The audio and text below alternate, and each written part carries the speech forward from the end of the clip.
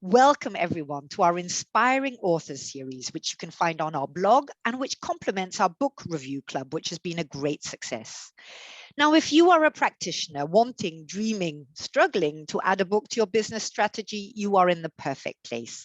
The guests on the show will be sharing not only their writing and publishing story, but also how having a book upscaled their businesses. Now, I, for one, am very eager for their tips, their experience, and their expertise. My name is Julie Kennedy. I am your IAPC&M host, and my guest author today is Claudia Crawley, author of Undeterred, the Success Equation of Women of Black and Asian Heritage. Welcome, Claudia. Oh, thank you. Thank you for having me. I'm Now, really excited about this. yes, but I mean, it's fantastic. And so I've just understood, well, this isn't even just your first book. So you co-authored 2 books, and this is actually your second own authored book, right? It is. But Right. Well, then this one is the one I love most. Right. Yeah. So tell us about it. I mean, we're all in awe. You know, most of us following this program haven't actually got there yet. And so we're looking to be inspired. So first of all, you say this is the one you love the most. Why? Because, well, definitely a labor of love. Right. And it's a book about 10 Black and Asian women, all successful in their own way. None of them are celebrities, bar one, you could say, with a celebrity, and she's the leader of the Women's Equality Party. Right. But they're not known. They are ordinary, everyday women, which are the women I love more than anything. And as I say, they're all successful in their own way. And so they do a variety of things. They run businesses, maybe they work within organizations, maybe they're leading a political party, or they're campaigning in relation to something which, something which they believe in really, really passionately. And so that was your motivation. Was it really the idea of helping these women then be heard? Because if I've understood well from the concept of writing a book, I mean, basically the motivation is the most important thing, right? It's why are we doing it? Yeah. Well, I felt these women deserve to be heard.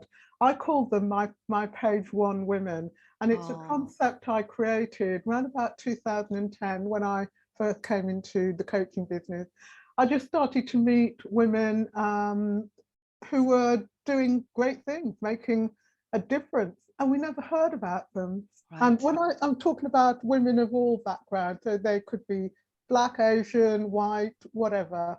And I started to write blogs about them. Right. But what inspired me to write this particular book at this particular time and to focus on Black and Asian women were a couple of things. Number one, I became interested in the Meghan Markle phenomenon. It's not that I'm a royalist fan. I'm not really, I can take them or leave them.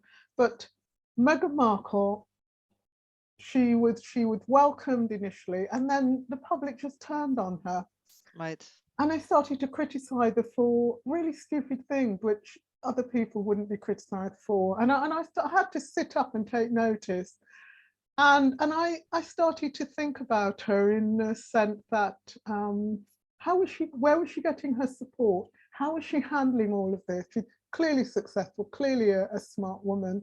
And it just led me to thinking about you wanted to stand up for them, right? Women. Yeah. I knew similar, maybe not with all her money and privilege, but they were doing great things too, and they weren't being heard. They were being, a lot of them, ignored, basically. Yeah. But so am I understanding that this is basically one of your highest tips? It's be passionate, believe in your message, as in the burning why are you writing this book? Absolutely. Needs to be something which gets you out of bed in the morning, right? It is, yeah. Because I mean, what would you say? So this is your second one. Would you say that the second one was easier than the first? Ooh, that's a great question. Well, the second one was easier in the sense that I'd done it before. I knew what to expect.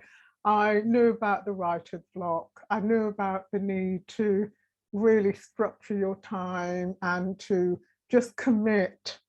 I'd been through all of that before. But this one, the second one, was more difficult in another sense, because in the process of writing it, I discovered what I then went on to call the success equation. So I started off wanting to get these women's stories out there so Yes. that other women could learn about them, and also so that they themselves could see how amazing they are and how much Yeah. of a difference they were making. But I discovered this success equation, and it was a formula. They all had these things in common. And capturing that and writing about it was what made it a little bit more difficult, because Right. obviously I developed this concept, the success equation, and I wanted to get it out there in a way Yes. that the world was going to be able to understand it and use it. Yeah. Yeah, so I mean, it's basically, it's also from a business point of view, right? Because you wanted to help people by showing them what this success equation was. Yeah. Right. Okay. So, I mean, would you say, I mean, you've already had some time. I don't know when your first book came out. What would you say it's done for your business having, I mean, to be able to say that you've co-authored 2 and authored, single-handedly also 2? What would you say it's done for your business? It's quite amazing, really, writing a book. Someone said, writing a book is like a calling card. It's like Yes. having a business card, Yes. because it gets people to sit up and notice you. Yes. Obviously, you need to write a good book. You can't just write about any old thing. So having written 2 books, it's great for my ego, of course, but it does give you a lot of kudos, because Right. people they start to see you in a completely different way, because there are relatively so few authors on this. Yes, well, that's why they call it uh, the, I didn't know before, but it's the yeah, 3% club that also, yeah, of people who start writing, and actually 97% give finish. up on the way. Yeah, yeah, Yeah. absolutely. Which Yeah, and which I can well understand. I mean, what would you say you found I mean, if we talk about writing, we're talking about so the topic, the structure, the actually writing. But then I've understood that that's actually not even the hardest part, but yeah, that it's then, what publishing route do you take? How do you promote it? How do you go out there with your book, without cringing in a corner, terrified of what anybody's going to say about your book?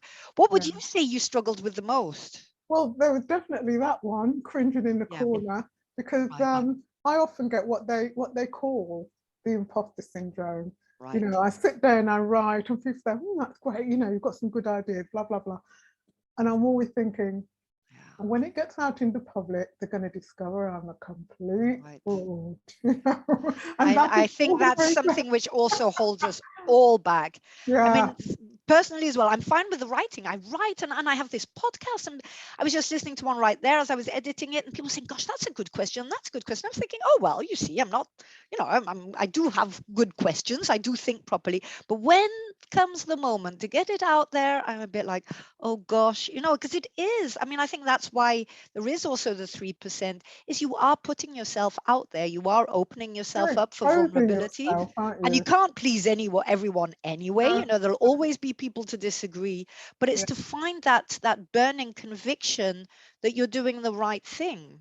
yeah, that's right. I think the way I overcome this imposter syndrome, as we call it, I surround myself with people I call my fans, basically. Yes, yes, They support me, they keep me going. I even had a book coach to yes. work with me right the way through. We'd meet up round about once a month. Her name's Denise Roberts from the editor's chair. Absolutely brilliant woman. I, I don't regret for 1 minute making that investment, because Okay. without her, I might still be writing. She kept me Yes, going. And when I ran out of ideas or they became muddled, I could sit with her and talk it through and reach some clarity. And actually, I think she learned a lot from me as well. see, So yeah. they were this like cross fertilization and learning from each other. As 2 women, one of them a feminist, I myself, and her expertise being writing and editing and all of that. No, I have heard that quite a few times before. I mean, it's the having the accountancy as well, you know, that somebody's actually following up on, you know, are you progressing?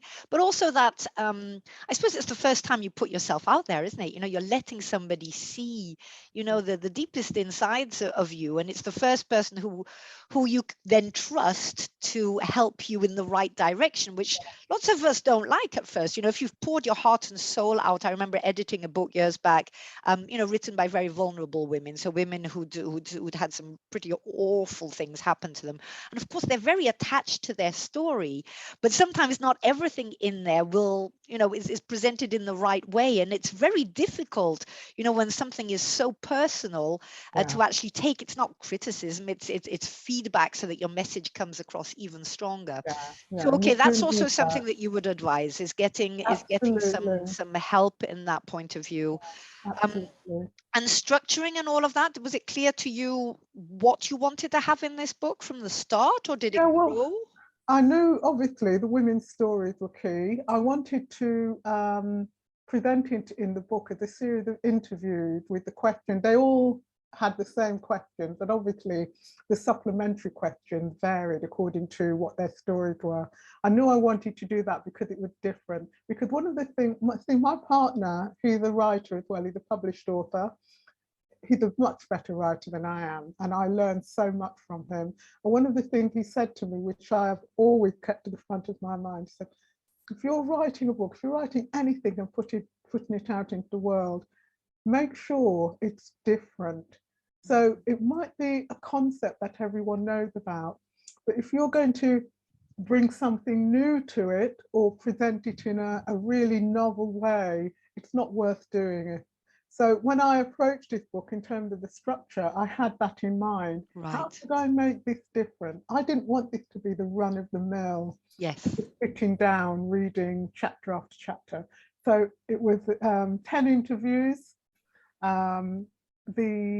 I had an image of the women. It wasn't and a quote from them. It wasn't at the start of the chapter, it was at the end. So you're probably thinking, oh, I wonder what this woman looks like. And then there she was. But also, it wasn't a photograph. It was, what do you call it? Like a digital representation. Yes. Digital drawing. So that kind of thing makes it different. But obviously, I've got the introduction, which is all about the success equation, and then the summary at the end, which is how do you use it? Does it work? All of that. So that's how I structured the book. So was that clear to you from the start? Sorry for interrupting. Was it clear from you from the start? Because I mean, you know, it all sounds great afterwards, but you know, how do you actually get? I think once you have that structure, actually, a lot of the worry is gone, and for lots of us, it's not even not having enough content; it's actually having too much. That sometimes, you know, you need to make it into 2 or 3 books, you know, but just start with the one rather than trying to jam pack everything in it and dilute the actual, you know, essence of the book. Yeah, it wasn't clear at the start. This is a book that evolved. I mean, the very fact that I discovered the success equation in the process of writing says a lot, you know. Yeah, and it means you've already got a huge return on investment, right? I mean, you discovered something crucial in the process of writing your book. Can I ask how long it took then? It actually took me a year. And it could have taken less time, but I had a massive bereavement in the process. One of my aunt, she was one of the early COVID victims. Oh, sorry. And I've dedicated the book to her. But of course, that's beautiful. Yeah, that really, it slowed set you back. Yeah, it did, yeah.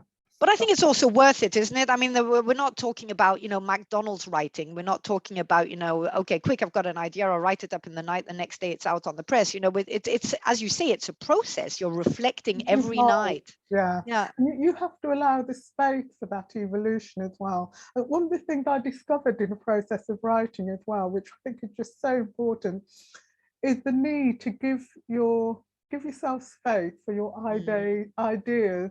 I think incubate the right word. Yes, it's a beautiful word. And this happened to me at night time. I used to, and I still do actually, I keep a notebook by my bed, and I'd go to bed and I might have had writer's block that day, so it was heavy on my mind. How am I going to get through this? And during the night, things would happen. Yes. And I Just found let your own wisdom work it out by itself, right? By being calm. Yeah, that's when your creativity really kicks in. But you have to capture it, because if you don't, you wake up the next morning and it's all gone. I know. That is the worst. I know exactly what you mean. And the number of times I've thought, no, don't jump out of bed and write it down now, because otherwise you're not going to get back to sleep again. But then you're sure you're going to remember it perfectly well in the morning, and it's gone. It's gone. You have to keep that notebook there. Okay, so I mean, those are some good tips as well there, because of course, writer's block and actually starting, that daunting first page of, okay. I mean, what sort of question did you ask yourself before you started writing the book? Well, the key one was, what's the purpose? Right. Who are you writing for? Yep. Who do you want to read it? I mean, that's just comes under who you're writing for as well. But yeah. How can I represent these women in all their glory? Right. So it's to ask yourself really the good questions, so that you're focused, right? You've got to be focused in what you're going, which doesn't mean that we have, stubbornly follow, as you say, you then suddenly discovered something else which you let come to you. You didn't say, no. I said, I'm going to write this. I'm going to do this. You opened up to the best. So those, I think, are also very good tips.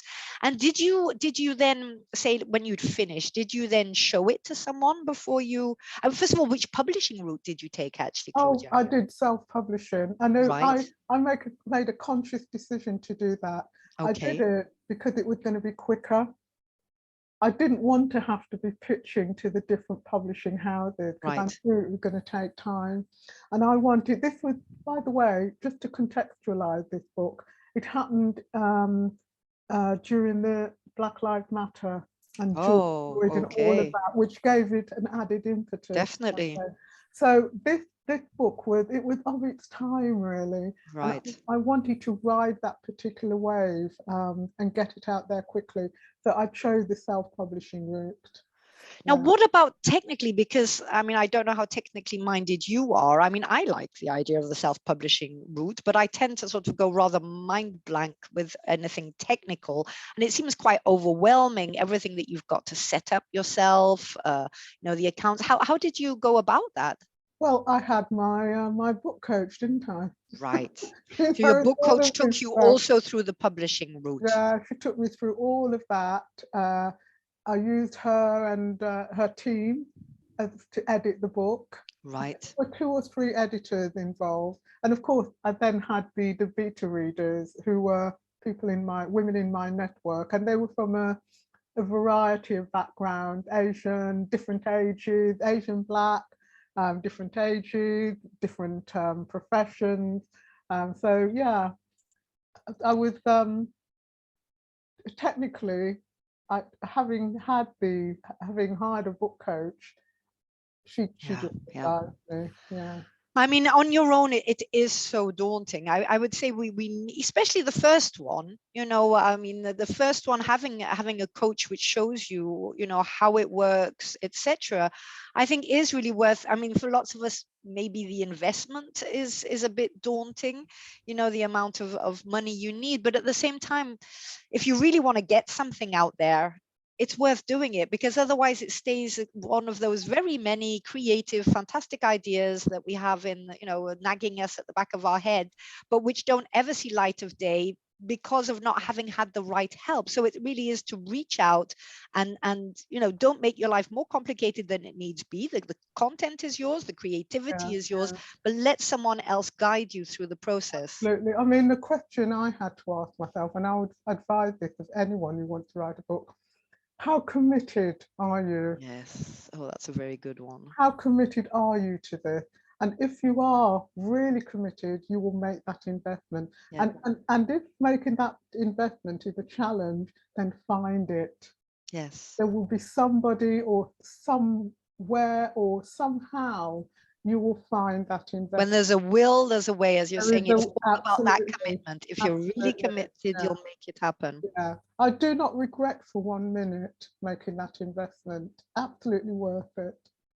Okay, now then the next part, which is the actual promotion, because, okay, you have a message to deliver, you've gone through the whole thing, but obviously this message needs to be heard. There's not much point if it stays on your bookshelf. So how do you go about promoting your book? And this is the scary bit, of course, when we go back to that imposter syndrome you were talking about, because this is where the world's going to actually see what you've done. Well, the first thing, I started the promotion before I started writing the book. Yeah. I started the promotion when I got the idea. So I started talking about it and I created a buzz around it. And then I've been in various network groups, and I'm a member of the Women's Equality Party. I'm in one of their groups. Right. If I couldn't make something, well, by the way, my cat has just joined us, so I hope he doesn't cause problems. No, he's very welcome. If I couldn't make a meeting because I was writing, I would say so. I'm writing this book, you know. Yes. I need the space. And then once it was, the book was just before it was published, I hired a marketing a woman called V Roberts. I can't remember the name of her company actually, but anyway, she was just brilliant. She did all the digital marketing, put all the stuff out onto social media. She organized the marketing of my book launch. She did all of that. She did a brilliant job of it. And that's how I managed to market it. But of course, in the longer term, you have to do all the big PR work. And I would say this is the hardest bit of writing a book, you know, because you write a book, you could just put it on the shelf and exactly, and it's continuous, isn't it? You have to keep it, you have to keep the fire burning. I mean, at first maybe, you know, you get some buzz automatically, as in people see it, they're interested, they're curious, but the thing is you need to sustain that by doing things afterwards as well. So I mean, if I do hear you saying, I mean, from a point of view of finance, it might not actually be, you know, I mean, most of our books will not make it to, you know, the J.K. Rowling income category. But so that it must be important that your, you know, that your purpose in all of this doesn't automatically have to be the financial gain, right? It's the credibility of your business, it's your personal credibility and development. Yeah. I mean, you're as you say, I mean, you're really not a second of regret about any of your books. No. I mean, you do have to keep, you have to keep pushing it. Yeah. You do have to do that. I've done several interviews on my book. I'm creating a coaching program around the success equation. Okay. And I'm about halfway through doing it. So that's something I'm going to be running with women I'm working with. And I haven't, I guess, you know, thinking about it, I'll probably push my book, not in the sense that I'm going to be advertising it to them, but I will say you link it. Yes, you link it. Book, I'll make the link between them. But I mean, that makes total sense, isn't it? Because it's all of who you are. You're doing it because of what you know, of who you are, and that's your business. Yeah. And I mean, one thing to say about me and the book as well is that my mission in terms of the business I deliver, which is executive and career coaching to women, and mainly, but not exclusively, women social workers, is to change the world one woman at a time. And that is what my book. Yes, it's totally in line. It's reinforcing again your message. So the whole thing about your purpose, having your purpose clear on what we talked about that earlier, is just so important. Yeah. And that sustains you through. So, I mean, I've been hearing some great criticism. So be passionate, be focused, surround yourself with a supportive environment. You know, people who are purpose up and not push you down, get professional help, make it different. You know, that there has to be your unique selling point. Of course, lots of, I think that is also something which holds a lot of us back, where we say, oh gosh, with so many coaches out there, nobody's waiting for me, etc. That's not true. Your view of it will be different, but you need to present it in a way where it's also eye-catching, right? To stick out from the rest. Give yourself space to incubate. I like that very much. And then, of course, you know, to know the purpose of your book and who you are writing for. Claudia, thank you very much. I think these have been extremely strong tips and topics, and they yeah, I mean, I just want us to be inspired to also go the path that you've taken and be able one day to be able to say, you know, I'm an author, and have that credibility and have our message out there so that we can all together, you know, grow our businesses by making the world and people around us better. So thank you very much. I mean, good luck on your mission. I'm sure, you know, you're up now. There's probably be another one. Good luck with your success equation. That sounds also, you know, something very inspiring as well for people to have. And for the rest of you out there, I hope you took notes and wrote down some of these tips that Claudia has shared with us today.